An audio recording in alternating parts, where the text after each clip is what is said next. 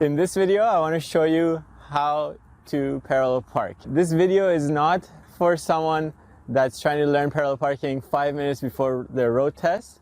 This is for someone that's trying to learn the ins and outs of parallel parking so they can get into any vehicle and feel confident that they can do it. Why should you watch this video as opposed to some of the other YouTube videos you can find out there? The reason is we're not going to show you some quick trick of lining up your mirrors with the other car's mirrors and tell you to turn your steering wheel a certain way and bring it back at a certain time and then it will work magically. Because let's not kid ourselves, every vehicle has a different turning radius, every vehicle has a different length and dimension. So in order to be able to park any vehicle confidently, you need to understand the mechanism behind parallel park. Without any further ado, let's get started.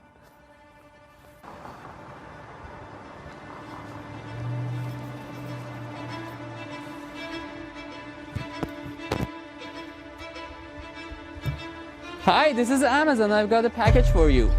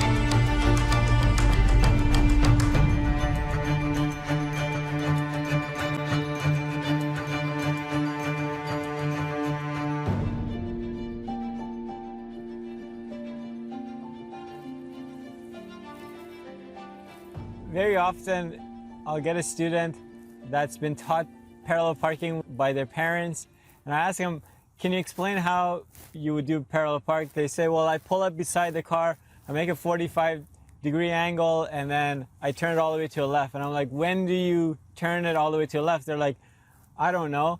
Or sometimes they'll say, when something on that vehicle lines up with the middle of my window. So sometimes they'll say, when the front car's license plate lines up with the middle, or when their left taillight lines up with the middle here, that's when I turn it over to the left. And I say, okay, fine, let's give it a try. And it turns out something like this.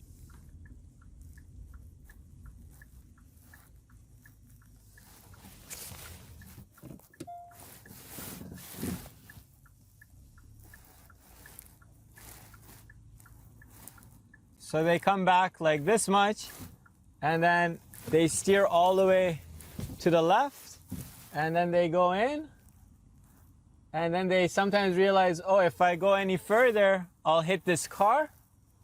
So another version I hear a lot is we should pull up halfway here, and then we'll turn the steering wheel all the way to the right, and somewhere around here we start taking it back to the left, and then they look around and they're like, yeah, that didn't work. I say, okay, do you want to try it again? And they're like, sure. So they pull up beside the car again.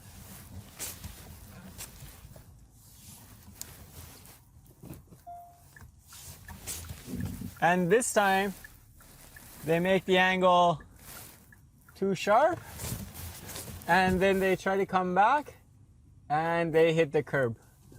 And so I tell them to, okay, why don't you slow down the maneuver? And so sometimes they will try to slow down the maneuver, and it goes something like this.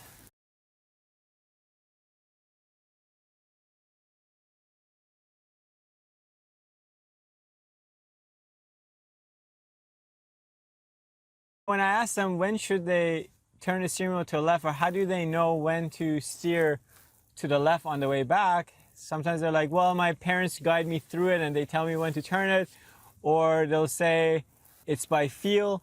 And so if they can do it by feel and they can do it consistently, I don't teach them another method. But if they can't reproduce a result over and over again, then I show them a method that we're about to see here, so that they have a formula that they can work with and they can park in any type of situation or with any kind of vehicle. So let's give this a try.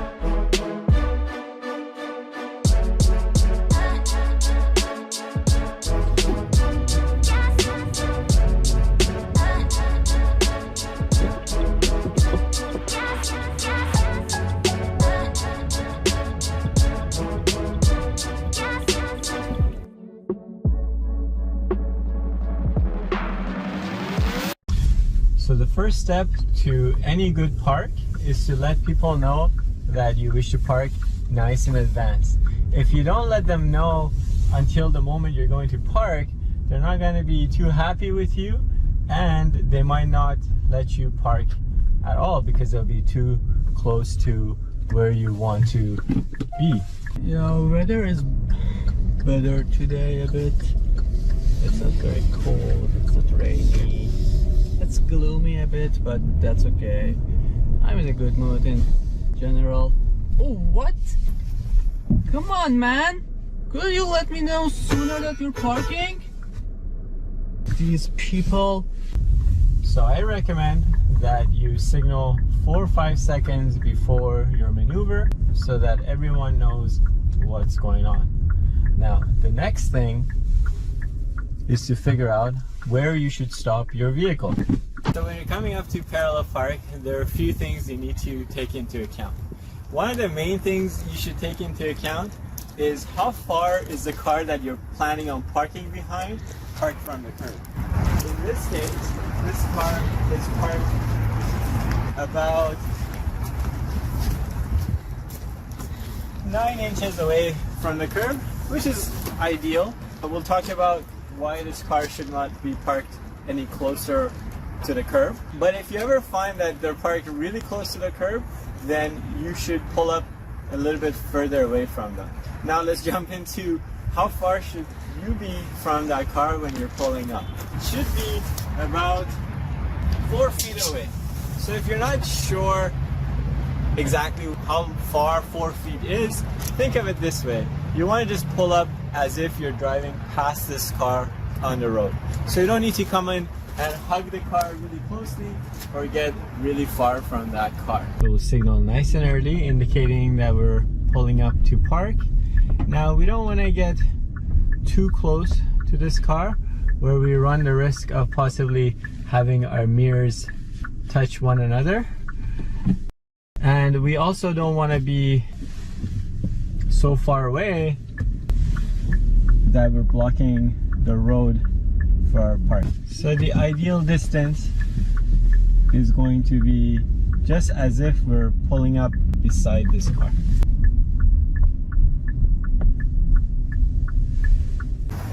The next thing you need to do is to make sure the back of your cars are in line with one another.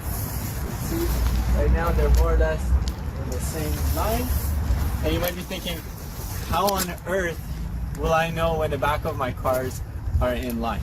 So let's hop in and have a look from the driver's point of view.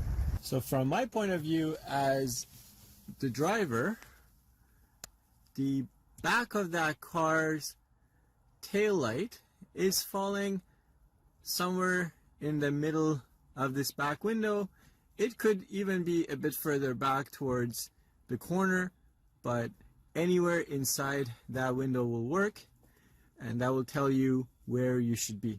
Now, this might be different in your vehicle, and we'll talk about when we park the truck or the minivan how this can differ. But for the most part, once you have that reference point, it will not change for this car again. Now, sometimes people will say, why don't you line up the mirrors? Well, in some cars, the length is different. So if I try to line up the mirror of this car with a truck, then it won't work as well. So once you pulled up right beside the vehicle we should park behind, put the car into reverse. When you put the car into reverse, the reverse lights come on. So the car behind you can clue in on what it is that you're doing. You will then turn the steering wheel all the way to the right. And sometimes students forget which direction to turn the steering wheel at this stage. Your signal is kind of reminding you, you're signaling to the right, so there's a reason why you want to be turning the steering wheel to the right. The next thing we want to do is to do our 360 check. We need to look to the leftmost corner of our car, turn around and look to the rightmost corner of our car, which gets us set up really nicely to be looking directly behind us. So always start with the left side, turning around to the right. And it's okay at this point if you're holding the steering wheel with one hand, just keeping it locked all the way to the right. You put your right hand behind the passenger seat so you can kind of push off of it and turn your torso. So at this point we're going to make what I usually refer to as a 30-degree angle. Let me just make an arbitrary angle. I'm trying to prove a point that the angle doesn't matter too much as long as it's not too sharp. So let's make what looks like an angle like this. Okay, this is not 30 degrees, but let me show you what I'm talking about. So let's go have a look and see what angle I ended up making. We have a little apparatus here so we can measure the angle between these two cars.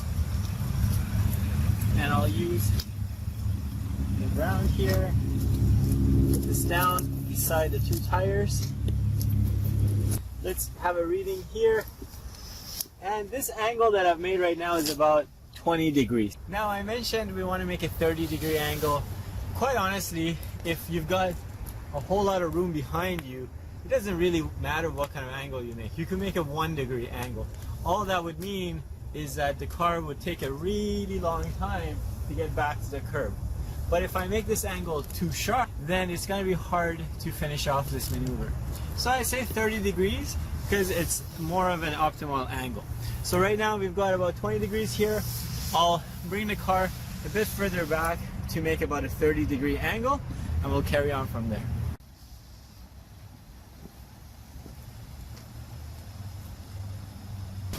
So I've just come back a bit further to make it more or less 30 degrees. What you want to do at this point is straighten your wheel back to center. So you're going to take the steering wheel 1.5 turns back to center, remembering that if you turn your steering wheel all the way to the right or all the way to the left, it's 1.5 turns back to center. Now, I want to go back diagonally for a while. How far back, you might ask? I'm going to go until I see the left taillight, rear left taillight of this vehicle that I'm parking behind in the corner of my window here. Now, this is a little bit different than some of the other reference points people have been mentioning, and the reason we use his left taillight in this corner is because I want to make sure I can clear his car on the way in. So I'll do another 360 check, and I'll walk the car back slowly. So from my point of view, I have his left taillight here. This is when I have to take stock of how much room I have before I bump the curb. So if I looked into this right side mirror here, I can see where my back wheel well is. We can see what looks like the outline of the back wheel. Now if you're looking into the side mirror and you can't see, you can always kind of raise your neck and even lean a bit over to the right so you can get a better visual of where that back wheel is. This is kind of important. Initially, you want to know how far is that wheel from touching that curb. So from my point of view, it looks like I've got just maybe past a half a meter from hitting that curb. So what I'm going to do at this point is, regardless of what I see, I start with a quarter steer to the left on my steering wheel. Let's first talk about how many quarters there are in the steering wheel before it locks out. So I've done a quarter to the left. This would be the second quarter. This is the third quarter, fourth quarter, which gives us a whole turn, and we'll keep going. So 5 quarters, and as you can see, it doesn't go any further. So in most cars, you have about 5 quarters from center to left, or to go back to center. So let's go back to center, starting with my first quarter. Now that I've got this first quarter here, I'm going to move the car back ever so slightly as I look into this side mirror again. And what I'm looking for is to get a feel for how the car is coming in. So if I move the car back a bit, I can see that it's moving towards the curb. It's getting my back wheel closer to the curb.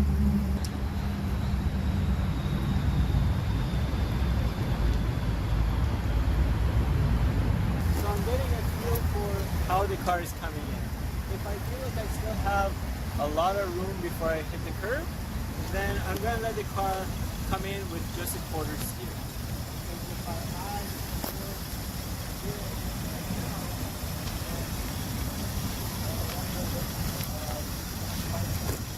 far away, if I come in, I can see now that I'm a bit closer to the curb, okay, like maybe I want this car to straighten out a bit sooner, so I can add another quarter steer to the left.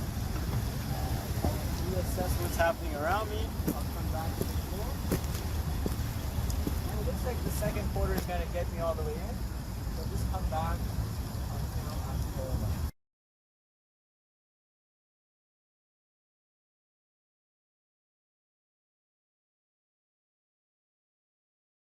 Okay, let's start from here.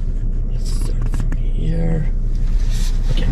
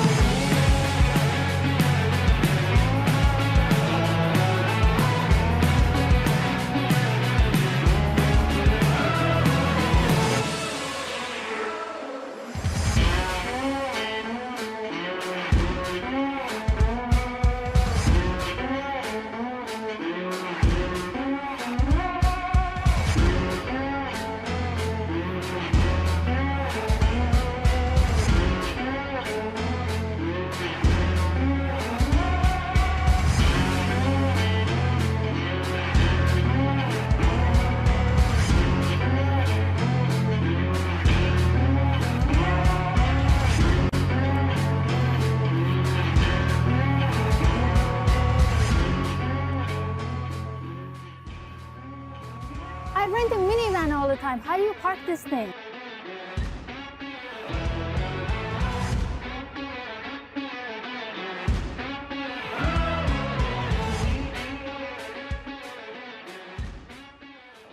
So it'll be the same concept in the minivan. We've pulled up here, we've got our signal on nice and early. We'll put the car into reverse.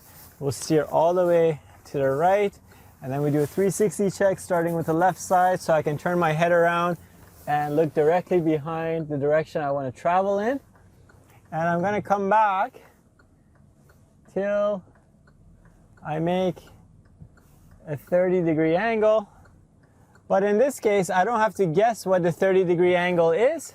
All I need to do is look into this side mirror when I can see the corner of that vehicle. From my point of view, the corner of this vehicle is lined up with the corner of that vehicle. So effectively, I can see both of his headlights. And then I will straighten out my wheel back to center. So 1.5 turns back to center. I'll renew my 360 check, make sure it's clear. And I'm gonna walk back until I see the corner of this vehicle in the corner of my window there. Great. And this is the most important part of parallel parking. I need to look into the side mirror and get a sense for how much room I've got before my back wheel hits the curb. Now, it might be very difficult to see initially, but once you get a sense for where your back wheel well is in this vehicle that you're driving, it will not change ever again. So if I may bring the mirror a bit closer here, if I kind of raise my neck, you can kind of see where that dark shadow is, and that's where your back wheel well is. So now that I get a sense for how much room I've got, maybe I've got 0.5 meter to the curb, I know how much room I've got to work with. So I'm then going to, regardless of what I see, start with a quarter steer to the left. And I'm just going to move the car very slowly just to get a sense for how the car is going to come in. And as I did that, I looked into the right side mirror. I was trying to get a feel for the trajectory that it's coming in. Well, from what I saw, the quarter steer is not really doing anything for me, so I might add another quarter steer. I'll roll a little bit more just to get a sense for how it's coming in. This looks like it's working a little bit better than the first quarter, but it's not quite getting the job done. So I'll add another quarter. We're now at 3/4. Roll a little bit more. All the while, I can kind of gauge the distance from the back car in this side mirror as well. And if I get to a point where I feel like a particular quarter steer is working for me based on what I'm seeing in this side mirror, then I'll let the car roll in. I can always add more steering on the way in if I feel like I need it. And what I'm effectively doing by adding more quarters is I'm telling the car to hurry up and straighten out as quickly as possible.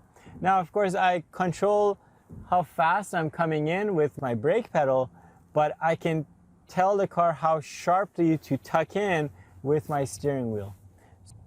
What I don't want to do is add more steering than I need, but I need to make sure that I'm looking into the mirror to get a better sense for how the car is coming in. And if I feel like it's going to work for me, I'm not going to add any more steering. I'm just going to roll in until I'm parallel with the curb, and then I can straighten the wheel back to center. Then I'll put the car into drive and pull forward so that I leave an equidistant amount of room between the two cars. You can see the end result here on the side. I've parked a little bit close to the curb than I would like. Okay, so let's do this one more time, putting it all together. I'll put the car into reverse, got my signal on as I was approaching. I'll steer all the way to the right, do a 360 check to make sure it's clear. I'm gonna look directly in the direction of travel, so out the back window. And I'll look into this side mirror as well, so that I can see both of that vehicle's headlights in the side mirror here. I'll straighten out my wheel back to center, one more 360 check. I'll walk the car back till his left taillight is in the corner here. I'm going to take stock of how much room I've got before I bump the curb. Looks like I've got about half a meter. Give it a quarter steer to the left. Roll a little bit. Yeah, it's not going to quite get it done. I'll add another quarter steer. Roll a bit more. This one might work, but it's not going to quite do it. So I'll add another quarter steer. Roll a bit more. And maybe add another quarter steer. Roll a bit more. This one might work. It might get me all the way in, but I want to add just one more so I'm a bit further away from the curb as I'm coming in. Maybe one more. And it's all based on what I'm seeing in this mirror here. I'm going to come back till I'm parallel with the curb, and then I stop the car.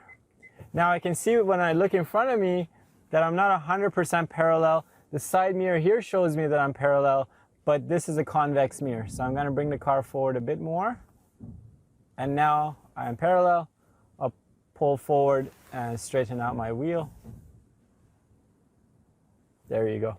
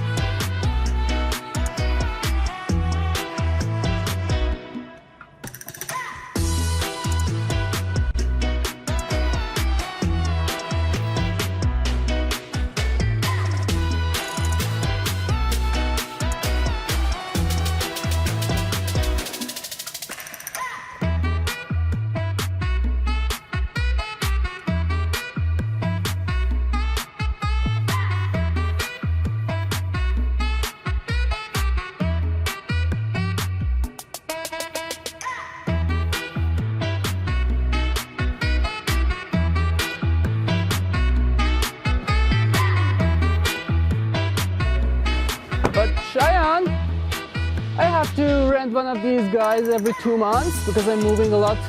How should I park this? It'll be the same thing in the truck. We're pulling up so that the back of our cars are in line. Now we don't have a back window here. I'm looking out so I can see where the corner of the car would be. If you're ever not sure where you should line up the back of the other car, the very first time you do this park, you can have a friend stand outside. They can tell you when the back of your cars are in line with one another, and then you can look from where you're seated to see where that car's corner is lining up. Make a note of it, and it will never change for this vehicle again.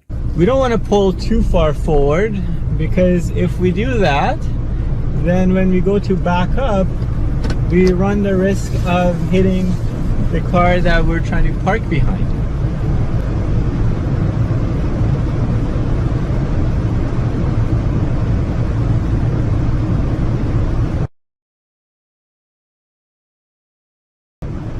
So the better thing to do is, if anything, not pull forward too much. But the problem we run into is if we don't pull forward enough, or if we don't get the back of the cars in line with one another, then if we start here, we don't have a whole lot of room to work with. If we come in now, we might not have enough room. So the best thing to do is to start with the back of the cars aligned with one another.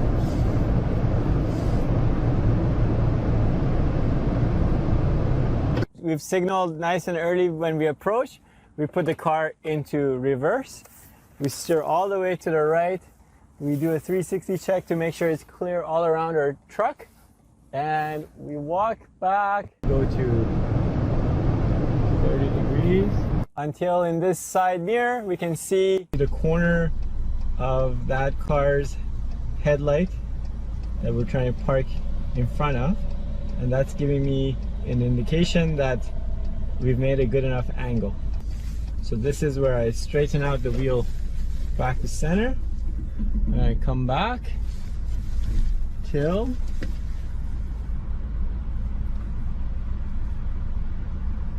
I get his left taillight in the corner of my window here. And it's, you know, it's subjective from the driver's point of view, but anywhere within there is close enough. Now I need to look into this side mirror to take stock of how much room I have before my back wheel hits the curb. I just need to get a sense for how much room I'm working with. So I'm coming in here, and from my point of view here as a driver, it might be again hard to see initially, but I'm gonna bring this down so you can kind of get a sense for where that wheel well is. And once I kind of know where my back wheel is, then I can always remember it for this vehicle, so I'm not looking for it every time. Now if it's hard to see, you can kind of lean in a bit to the right, and then you'll really be able to see where that wheel is. I don't need to see the wheel all the time, I just need to know, have a sense of where it's located. Now that I know where it is, I can kind of guesstimate, okay, maybe I've got about half a meter away from that curb. Now I know what I'm working with, so I'll go back and carry on with my quarters as I did with the minivan. Now this is not to say that I move the mirror around every time I parallel park. I was just demonstrating that we need to kind of know the vehicle that we're driving so we can get the expected result. At this point we're gonna quarter steer to the left, roll a bit just to get a sense for how it's coming in. I'm not seeing much of a movement in that side mirror, so I'm going to turn another quarter steer to the left, move a little bit more, and this one looks like it's working, but it's still not enough, so we turn another quarter steer. I'm getting a feel for what the mirror is telling me in terms of how well the car is coming in. All the while I can look into this side mirror to see how much room I've got before I hit the back vehicle here. I'm also checking behind me to see what's going on. And if it's still not enough, give it another quarter steer, checking behind me to see what's going on. And got another quarter steer. This one looks like it might work, so I'll come in a bit longer on it. And then we can pull forward and finish this.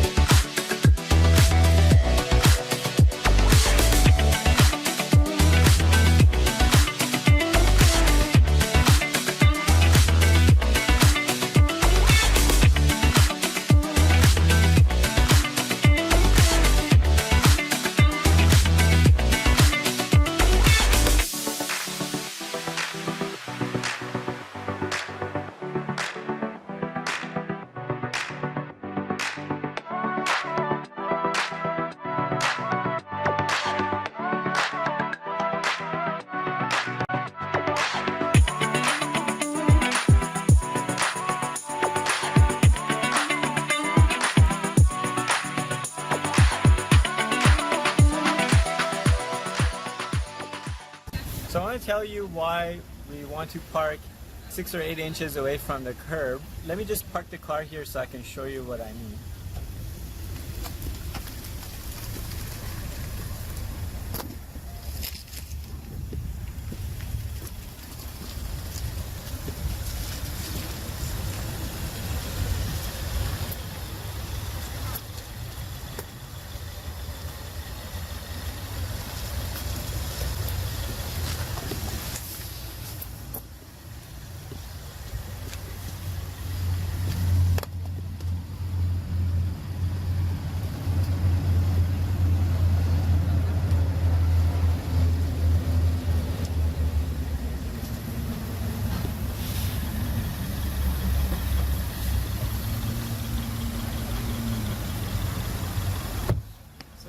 A certain distance that we should try to park from the curb, and what we have here is ideal. You don't want to be any closer to the curb than this, because let me just show you what happens when I turn the steering wheel all the way to the left, let's say. Something that happens during our driving lessons is a student will park really close to the curb.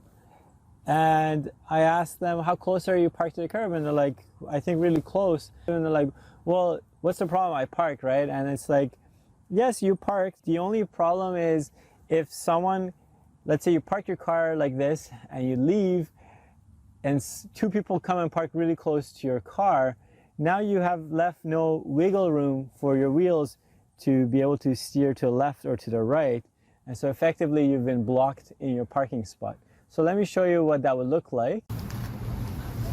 So you might park your vehicle and then find yourself in a situation where, you know, and another car comes, parks behind you very closely, and another car comes and parks really closely in front of you. And if you've also got your wheels really close to the curb, now effectively you've been blocked in. You can't really wiggle your way out of this parking spot. And so this is where you would have wished you parked a little bit further away from the curb. When coming out of a tight parking spot, you want to do all your steering before you move in any particular direction. So if you're moving forward, you're going to steer all the way to the left. And if you're going to be backing up, you need to steer all the way to the right before you roll to maximize the amount of turn you can do.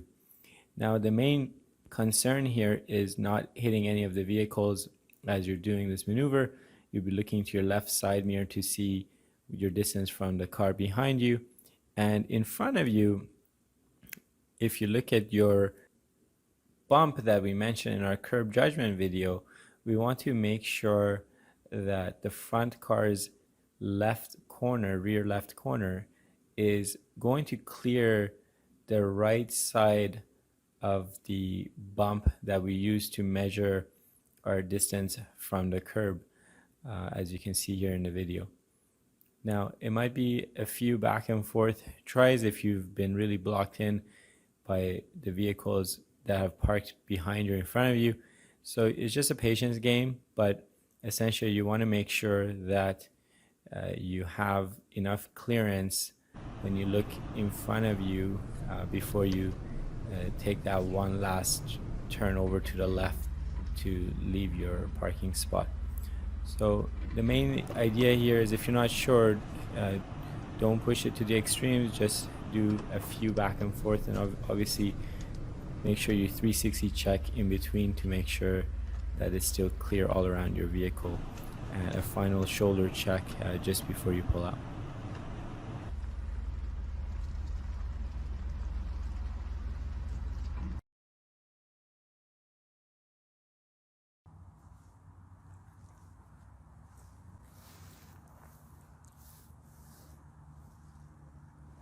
How do I park if the cars are parked like this?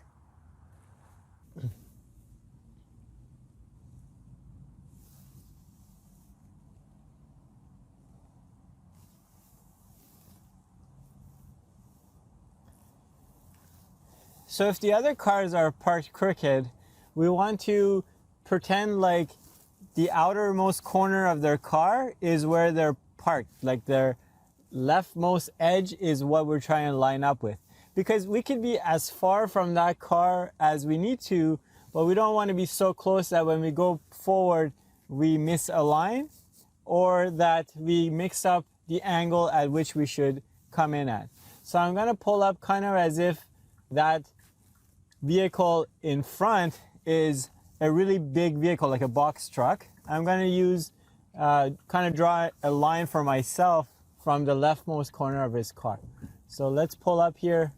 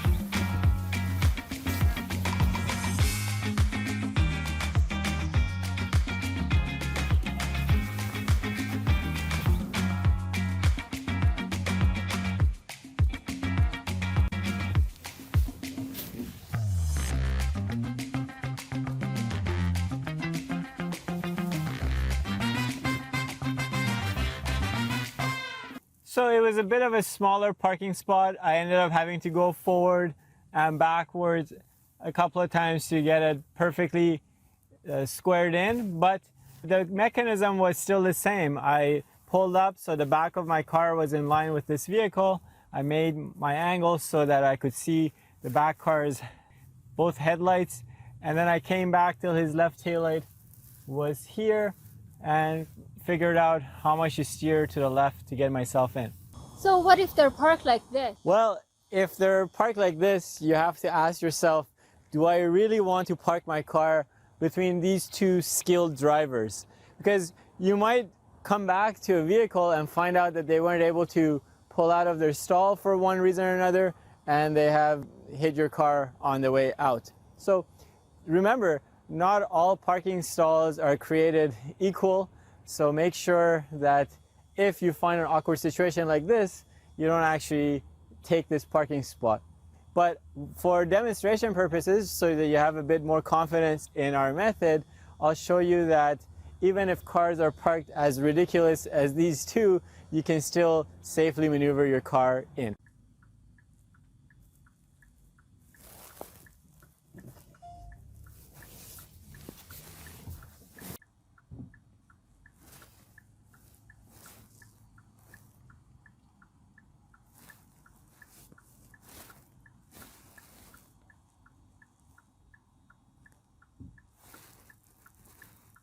So this is a bit of an interesting situation because that back car is a bit crooked to the left.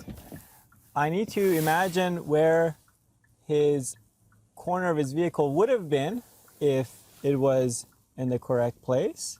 So in the other videos, we had the corner of the car of this vehicle that I'm sitting in lined up with the corner of their vehicle, but because they're sticking out a bit into the road, I'm imagining where the corner of their vehicle would have been. So I'm using that as my reference point coming in here. So the rest of it will be the same. I'm going to straighten out my wheel.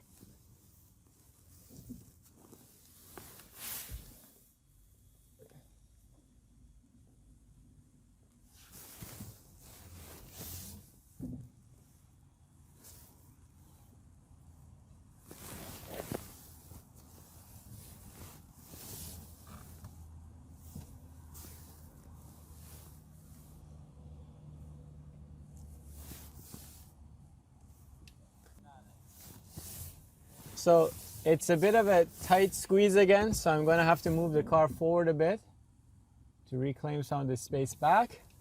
And it's just a back and forth to try to fit my car in here. But you have to think, is this a good place to park? And chances are this is not the best option for a place to park. So if this is really the only thing you're left with, I would suggest maybe parking a block further away so you don't have to deal with this.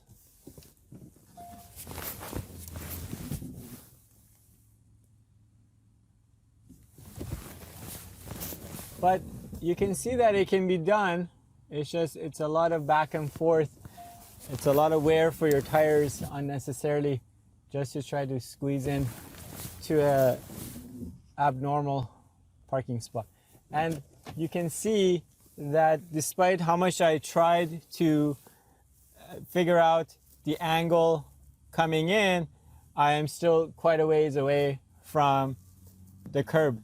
And this is because parallel park inherently relies on the vehicles that are parked to be able to give you a reference point coming in. And you know, when you're sitting here in the driver's seat, you can play your best estimate as to how sharp of an angle you should make, how far back you should come in. But at the end of the day, the other cars, if they're not parked properly, can skew your perception of what's happening here. So something you might want to do over time, once you've become really confident with your parallel parking, if you're trying to park on a busy road, sometimes signaling and slowing down is still not enough to have the car behind you clue in that you're planning on parallel parking in that particular spot. So what I sometimes do is I'll kind of go into the stall and come out and kind of indicate to them that, hey, this is the stall that I wish to park in. So I'll just quickly demonstrate this to you as I pull up here.